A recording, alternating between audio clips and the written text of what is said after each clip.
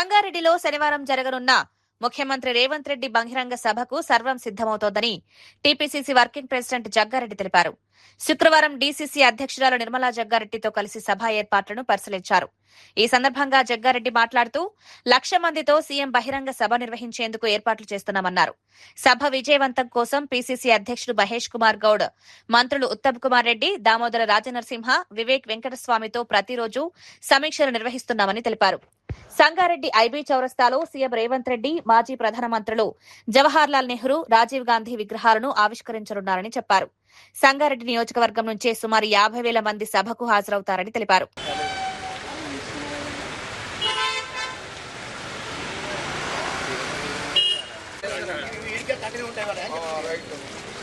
రాత్రి మా అప్లికేషన్ సమాధానం అని చెప్పి పక్కపడి కూడా మూడు వందలు నాకు చెప్పారు.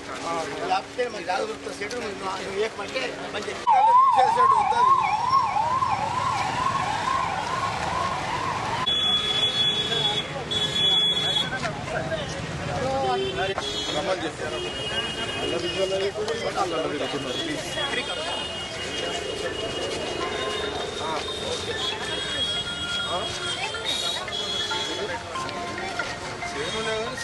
శ్రీకాంత్ నాడు ఇప్పుడే సినిమా ఉండదు చూడరా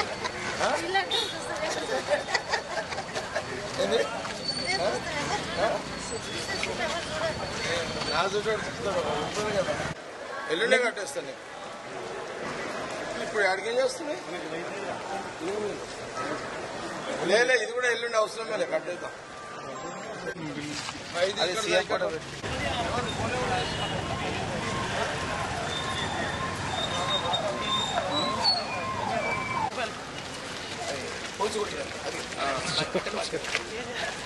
ఇదేంటి ఇదేంటి రాజు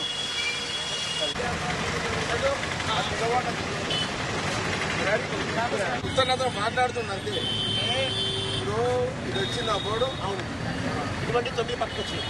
ఇటువంటి వచ్చింది. ఇప్పుడు అది తీసేసి అర్థమైంది.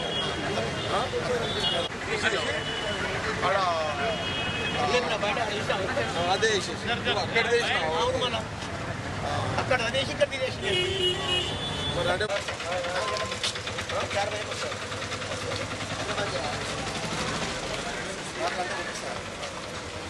4 గంటల శుభ్రం జెండాలు